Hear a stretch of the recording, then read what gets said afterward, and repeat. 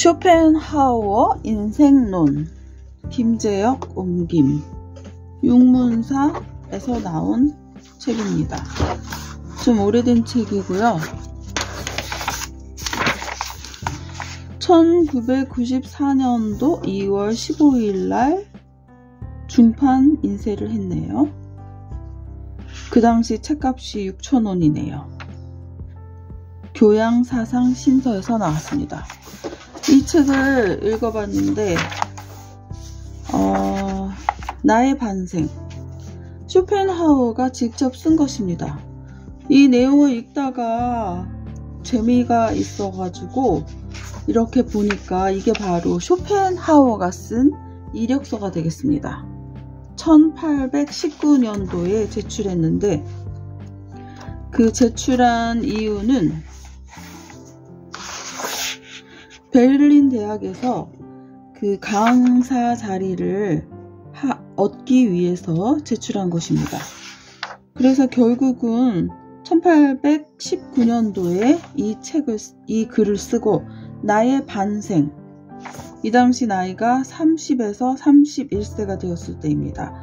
그리고 1820년에 이 반생이라는 이력서라고 할 수 있겠죠. 이게 채택이 되어서 결국은 베를린 대학에서 강의를 합니다. 재미난 사실은 베를린 대학에서 강의를 하기 시작했는데 그 당시 헤겔과 이 쇼펜하우어가 쇼펜하우어가 헤겔의 강의 시간하고 똑같은 시간대에 자신의 강의 시간을 잡은 것입니다. 그랬는데 청강자들이 아무도 없었다고 하네요. 좀 유명한 일화입니다. 그래서 이 사람이 쓴 이 반생을 읽어보니까 이런 내용입니다. 이 사람은 1788년 2월 22일 날 폴란드의 단치에서 태어났습니다. 태어나서 아버지는 부유한 상인이고 어머니는 작가라고 하네요. 아버지는 상인입니다. 상인인 아버지가 돈을 좀 많이 벌어두셨고 어머니는 약간 작가 성향이 있으시고 그 당시에 작가라고 하네요. 이 사람은 아버지 덕택으로 어렸을 때부터 프랑스어도 공부하고 개인 교사를 두고 여러가지 공부를 많이 한 사람입니다. 근데 아빠는 이 쇼펜하우어가 상인이 되기를 무엇보다도 굉장히 원했던 사람입니다.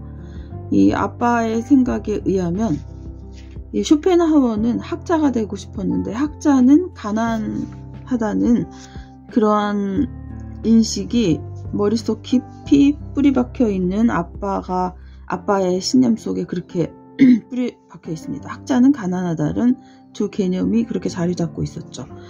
그래서 이 아빠의 뜻대로 공부를 하려고 하지만 그게 아빠의 뜻대로 되지는 않죠. 그래서 10살 때 정도에는 프랑스어를 익히기 위해서 아빠가 프랑스로 보냅니다. 그래서 10세에 르아브르에 가서 12세까지 공부를 했는데 나중에 집에 와서 이 쇼펜하우어가 프랑스어를 너무 잘하는 것을 보고서는 이 아버지가 깜짝 놀랐다고 합니다. 이렇게 해서 이제 또 라틴어 교육도 받고, 근데 이제 이 사람이 자꾸 그 상인이 되지 않으려고 하고 공부를 하려고 자꾸 하니까 아버지가 이제 1803년 봄에 이 쇼펜하우어가 16세가 되었을 때 제안을 합니다. 여행을 시켜주겠다. 같이 가족끼리 가서 여행을 하고 나서 이제 그때부터는 상인이 되는 것을 아빠가 제안합니다. 그래서 거의 한 2년 정도 아빠하고 엄마하고 쇼펜하우어하고 같이 16세부터 18세 정도까지 여행을 합니다. 네덜란드, 프랑스, 영국, 파리, 스위스 해서 다시 독일로 돌아오죠. 함부르크, 원래 살던 곳이 지금 함부르크죠. 이렇게 해서 여행을 하고 돌아와서 이제 아빠하고의 약속을 지키기로 해서 그 함부르크의 유명한 상인 밑에서 일을 하게 됩니다. 그런데 이 쇼펜하우어가 여행에서 배운 것은 모든 사물을 봤을 때 직접 눈으로 확인하고 인식하는 것이 그거에 대한 말을 듣는 것보다 훨씬 바람직하다라는 생각하는 습관을 붙였습니다. 그러니까 이 쇼펜하우어가 여행에서 얻은 것은 뭐냐면 그 사물에 대해서 그 말로만 인식하는 게 아니라 그 사물 자체를 잘 볼 수 있는 그러한 눈이 길러져 있는 철학적인 사고를 할 수 있는 그러한 그 사람으로 만들어진 여행이었던 것이었죠. 어쨌든 아빠하고 그 딜을 했으니까 여행을 갔다 오면은 이제 상인이 되겠다고 약속했으니까 이제 함부르크 유명한 상인 밑에서 일을 하게 됩니다. 그렇지만 이 쇼펜하우어가 상인의 집에 가서는 거의 그 업무에는 충실하지 않고 혼자서 책 읽고 생각에 잠기고 공상하고 상점에서도 항상 책을 감춰놓고 몰래 독서에 전념했다고 합니다. 그리고 또 유명한 그 천문학자이며 두개골 해부학의 창시자인 프렌트 조셉이 함부르크에 와서 강의한다고 하니까 그 강의를 듣기 위해서 몰래 상점을 빠져나가고 이렇게 이 상점의 그 상인 생활을 그렇게 하니까 결국은 도저히 견딜 수 없어서 막 고민하고 있었던 것이죠. 그런데 어느 날 갑자기 그렇게 상점에서 이제 그 공부를 하고 상점에서 상인이 되려고 공부를 하던 중에 실습을 하던 중에 아빠가 뜻밖의 돌아가시고 맙니다.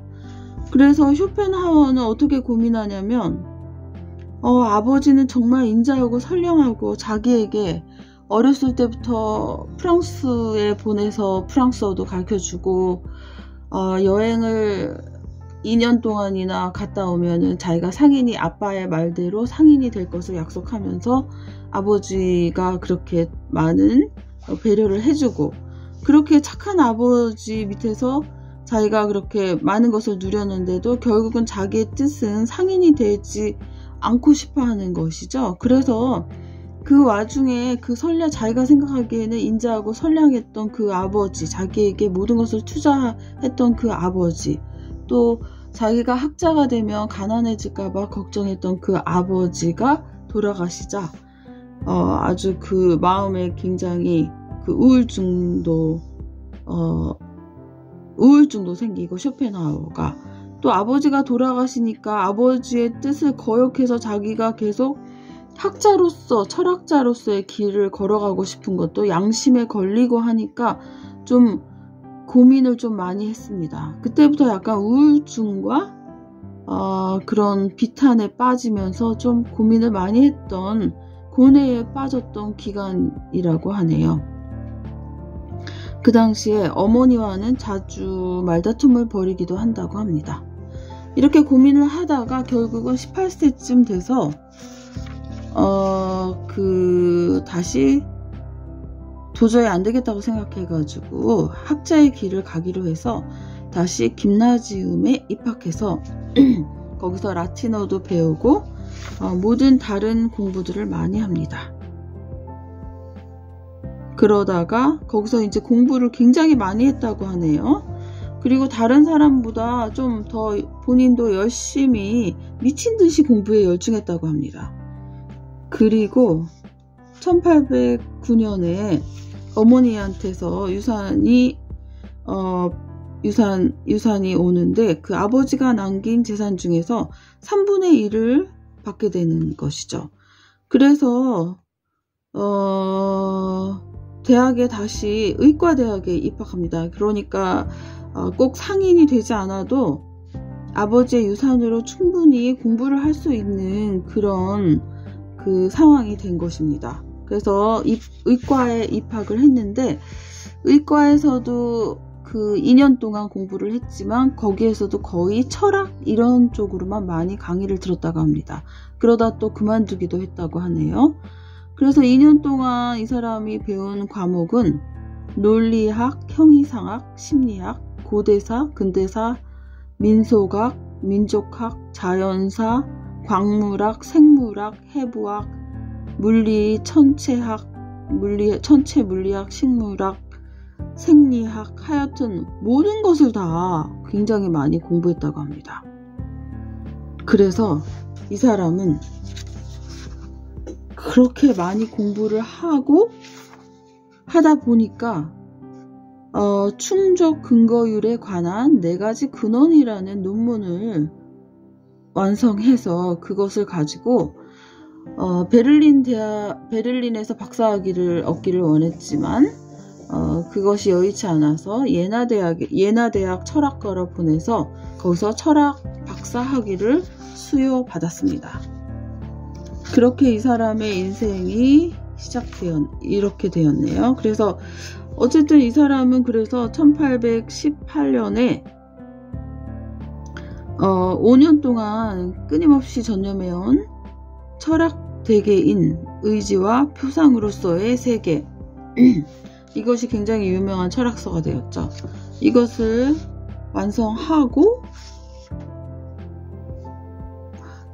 여기까지 쓰고 이때가 1818년이니까 이 사람이 나이가 30에서 32세가 되었네요.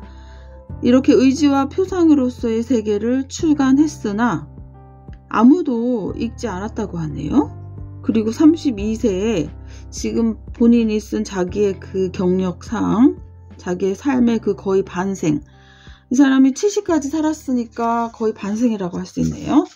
이렇게 해서 32세에 베를린 대학에 강의하기 위해서 이렇게 본인이 이력서를 쓴 것이라고 합니다. 이 쇼펜하우어는 1860년 72세에 9월 9일 급성 폐렴에 걸렸다가 21일 세상을 떠났다고 하네요. 이상 쇼펜하우어의 이 두꺼운 책 중에서도 다른 분들이 뭐 명언이나 쇼펜하우어에 대해서 많이 언급했기 때문에 저는 이 사람이 쓴 나의 반생 31살 때 쓴 것이죠. 그러니까 제가 보기엔 이것이 그 철학 강사가 되기 위한 이력서입니다. 이력서에 대해서 한번 제가 이 책을 한번 읽고 저의 느낌을 한번 이야기해 봤습니다. 시청해 주셔서 감사합니다.